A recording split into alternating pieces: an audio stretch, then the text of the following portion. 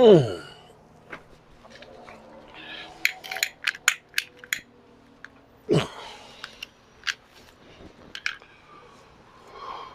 Whew. Mm. What's up, good people? Mark Holmes here, and as always, I want to say thank you all for watching, commenting, subscribing, and being part of the Joe Boo Sports Report.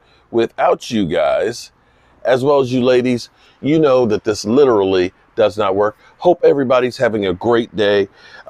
Just got home a couple hours ago from working down in Waynesboro on the Red Brick House, getting things done on that thing. It's actually progressing really well. Quite proud of me and my crew.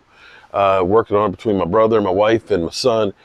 We are getting that thing together. If you are interested in it, check out Joe Boo's Day Job, because we're putting videos up with all the progress of it and things where it was literally falling to the ground, where we have jacked it up and put in new lumber and everything else, framed up new walls, really built a complete supporting deck up underneath the main floor, so that way it's not falling any longer. It's really coming along great, and I will have my occupancy, I think we're shooting for Memorial Weekend and things. Anyway, we've had a lot of news and stuff that's going on.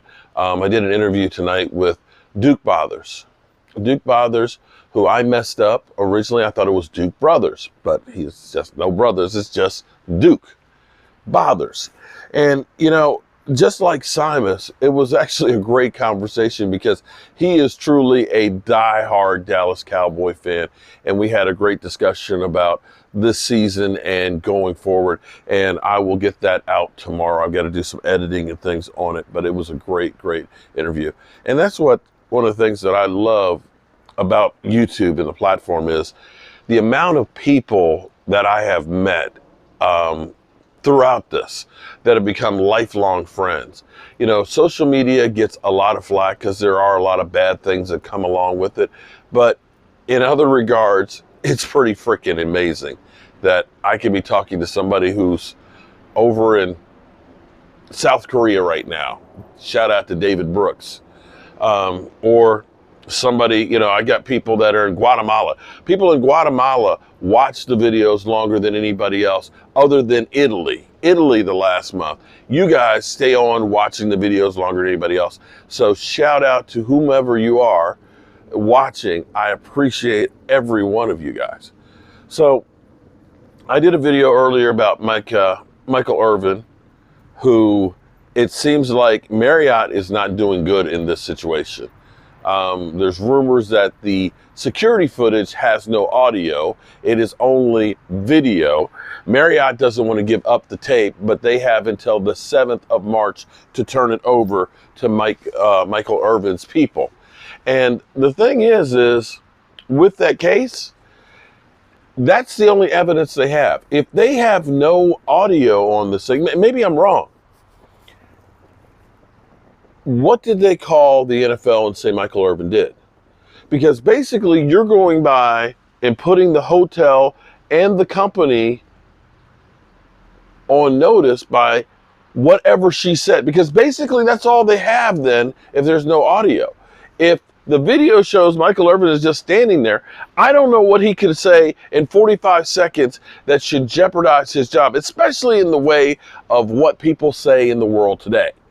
The amount of stuff people say, it's just kind of crazy. So I don't know what he could have said, possibly, that warrants what happened there. But I could be wrong. Maybe there was something.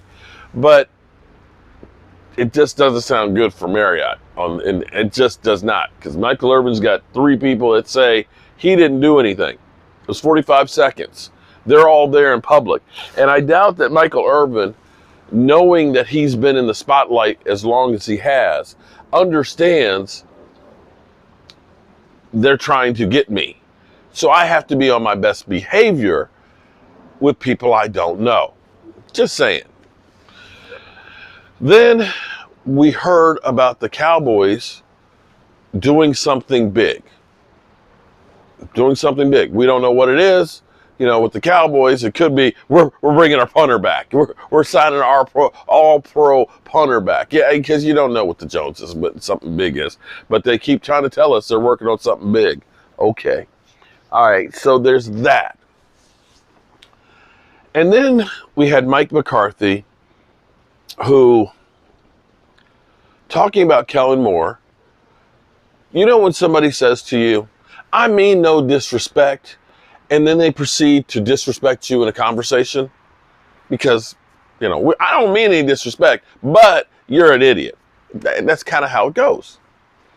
So Mike McCarthy talked about Kellen Moore and, how good of the things that he did before he went into it and said, I don't care about being the number one offense. I care about protecting my quarterback. I care about controlling the clock. I care about not turning the ball over.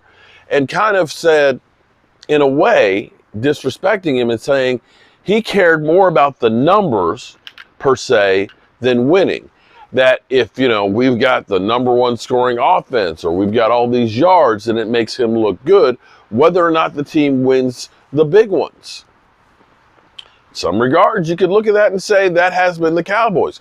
Number one scoring offense the year before. One of the highest scoring ones with Dak being back. But then when it comes crunch time and time to run the football, they didn't do that enough. Now, we would all probably agree with that. I know West Coast Cowboys would, because he literally has his hats that say, run the damn ball. But,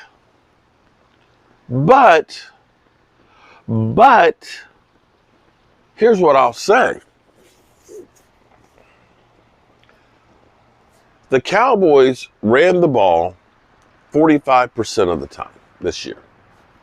45% of the time. That is the highest run percentage that Mike McCarthy has ever had. So it's one of two things. You got to split it in. One of two things. Mike McCarthy has changed his philosophy and recognizes that we need to run the ball effectively. That's the key here. We ran the ball a lot this year, but it wasn't always effective. And part of that was because of the offensive line being in flux. Tyron Smith, of course, being injured for most of the season, hurt us, and then Terrence Steele getting hurt. We had issues on the offensive line, and that has a direct correlation on how well you run the football. But like always happens to us when we get to the playoffs, our running game just disappears. Tony Pollard getting hurt didn't help us, and Zeke Elliott, had the hyperextended knee midway through the season, which I'm sure that slowed him down a bit as well. We, for whatever reason, by hook or crook, did not run the football well.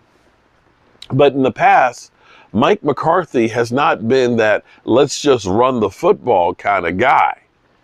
Now, maybe part of that was Aaron Rodgers wanting to be Aaron Rodgers and slinging the football a lot down the field, because we also know that with Matt LaFleur, that their goal was actually to run the ball more, but unfortunately they've got Aaron Rodgers, the diva, who is now out of his fortress of solitude, of darkness, and proceeding to tell you how zen he is as he proceeds to try and throw Green Bay under the bus.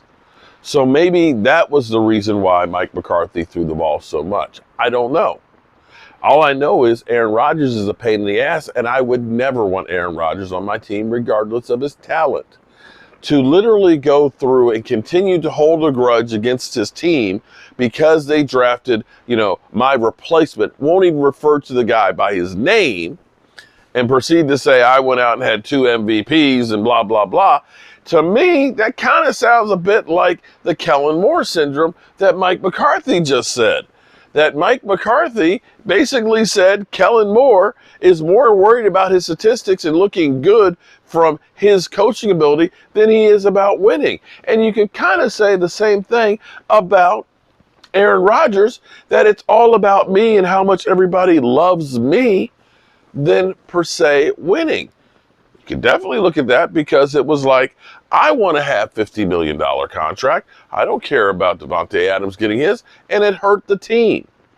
So maybe Mike McCarthy has something there. Who knows?